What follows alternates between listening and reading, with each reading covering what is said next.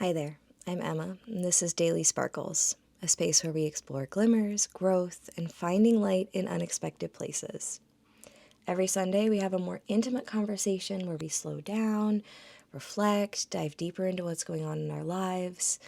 And today's episode feels especially fitting for a Sunday reflection. But before I dive in, a little bit about life lately. We are about to be at the holidays. We're not even leading up to it, we are here.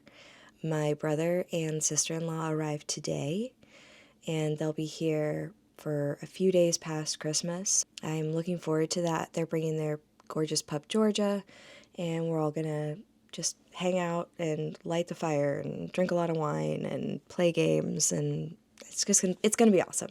I am really excited for it. We did not spend last Christmas at home, so this is kind of like going back to an old tradition that we normally do. So it will be my first Christmas at home post-divorce, going through the traditions and the routines solo. So that will be interesting. Energy-wise, I'm feeling pretty good. I'm making homemade gifts for people this year because your girl is on a budget. And I think I like the gifts, but more importantly, I think that the people I'm making them for will like them. And yesterday I went Christmas shopping at the dollar store for my pups because I want them to have like a little toy or two to open. So they get some gifts to open too. So yeah, that's life lately. I'm still doing my morning routine of journaling, and that practice has become really important to me, the morning writing. And this week I was sitting with a cup of coffee and had my dogs around me, and it was snowing. Like, can you imagine like a more picture perfect setting? The snow didn't stick, by the way, Virginia. I don't know if we're gonna get like a real snowfall. I'm hesitant to trust that. I was thinking about the concept of the messy middle, the space between where we start and where we're heading, and I'm gonna share a little bit about what came up when I journaled on that topic.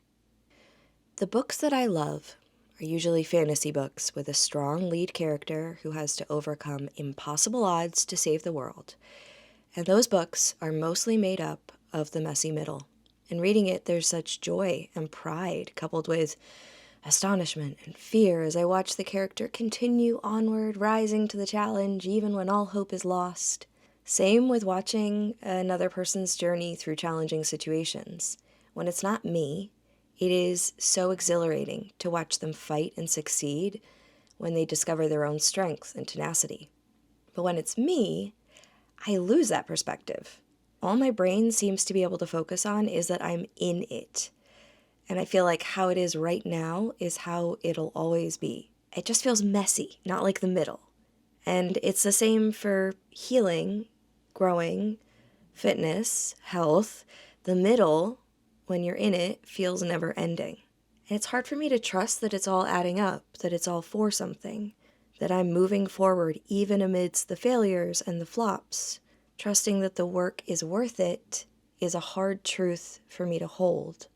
I am in the messy middle of so many things right now, building a business, building a life, and it's tempting to feel confused about whether it's worth it. And then I think back to the stories I love, with the characters I'm proud of, and remember the story isn't worth reading because of the happy ending. It's worth reading because of the middle, because of the mess, because of the trials, the overcoming, the learning. And if I'm the main character of my life, maybe I should trust that my messy middle, my journey, is also something to be admired and acknowledged. All right, let's talk about the reality of my middle. Because right now I am in the messy middle of so many things.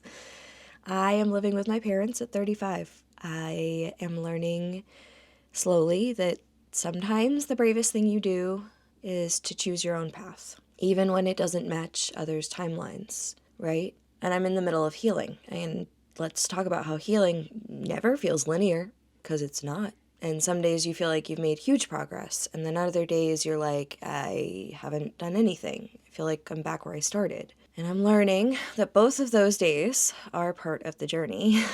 And then there's the building in the middle, right? Because there's the career middle. I'm building something authentic, something that feels true to who I am. But let me tell you, this might be the messiest middle of them all right now, I think. Because there is this constant dance of excitement and then doubt and then determination and then fear. I am constantly going between trusting my vision and then questioning everything.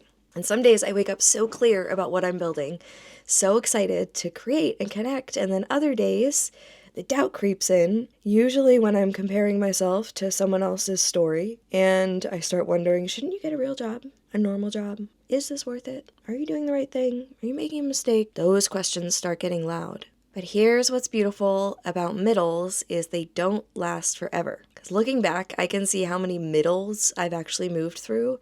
Like last year, I was navigating my first holiday season after divorce, and everything was raw and new and sad. And now I'm in my second holiday season, and while it's not perfect, I can feel how much stronger I am, how much more sure of myself I am. And then there's my health journey, right? I started working out consistently in February, and for months, it didn't really feel like anything was changing physically. And now, sometimes I go to the gym and I squat and I'm like, oh, this used to be like my peak weight that I could squat, and now this is like my warm-up. I'm showing up for myself in ways that feel natural now instead of forced. And it wasn't overnight. It was all the messy middle moments adding up. And even in healing, which feels like the longest middle of all because I don't think there's an end point to it, I can look back and I can see how far I've come. The growth isn't always visible in the moment, guys, but when you compare yourself to where you were last year, or you go through some kind of situation that would have triggered you in the past and now you're able to move through so much more easily, the difference is undeniable. I am more healed and more whole and more me than I ever have been. So maybe that's the magic of the messy middle. It's where we discover our own resilience, where we build the strength we didn't know we had. And while I'm in the middle of so many things, building a business, building a life, building me, I am learning to trust the process. Because every middle that I've moved through has taught me the same thing.